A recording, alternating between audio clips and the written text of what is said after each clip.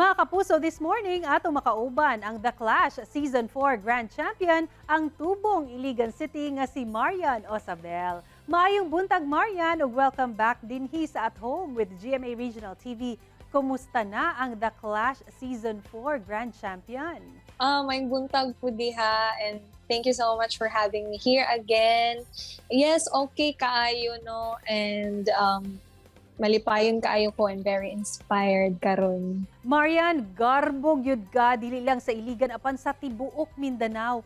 I-share pud sa mua kung unsa ang mga nabag-o sa imuha sukad nga nahimo kang Grand Champion. Daghan jud na bag-o sa ako and isa na ako ang confidence. Na-boost jud maayo akong confidence.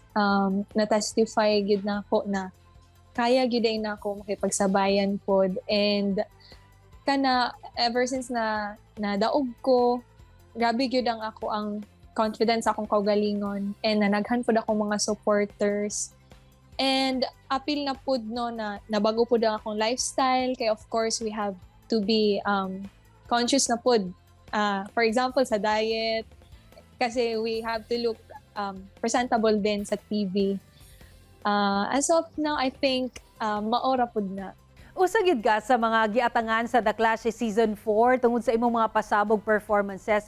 Can you take us back on how did you prepare before sa imong The Clash stage performances?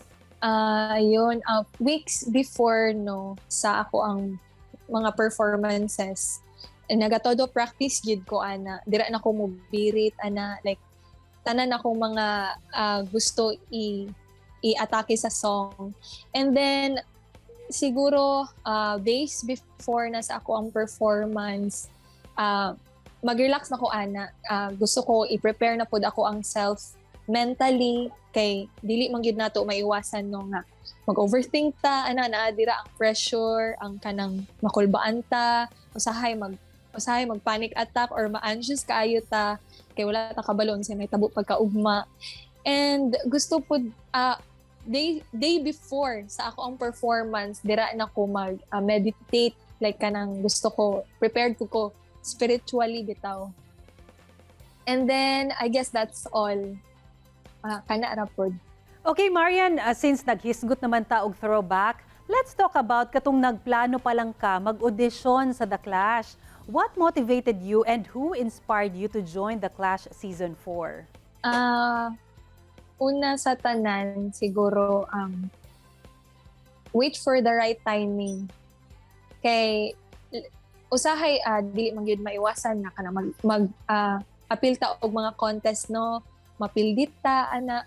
So, it doesn't mean you have to stop na. So, try talaga kung gusto gyud nimo, singer ka, gusto gyud nimo na gyud sa imong heart, na gusto gyud ka mahimong singer. So you have to manifest on that. And then you also have to work hard on that, and you have to pray for it. Kana lang pod, hulaton lang pod nimo ang perfect timing na gihatag sa Ginoo para nimo. Og syempre Marian, dili sab namo palampason ang higayon nga mangayo og Bisaya song sample, maski few lines lang. Ikaw na ang gipaabot ko, ikaw na. Ikaw na ang gidanggo ko, ang gihatag sa kahitasan. Ikaw ang akong kahangturan, ug wala na'y lain pa. Ikaw na. Thank you. Wow, that was really amazing, Marian. Daghang salamat. And lastly, message nimo sa mga aspiring singers sa Mindanao nga nakatutok sa ato karong buntaga.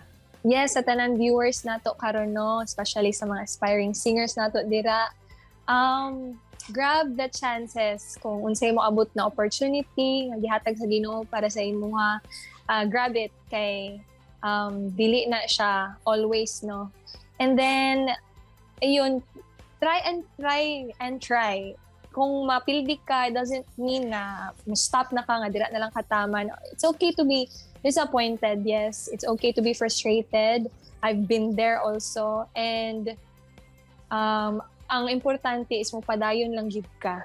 Because if you really want that if passion gud nimo ang singing, well, you have to work for it and you have to pray for it.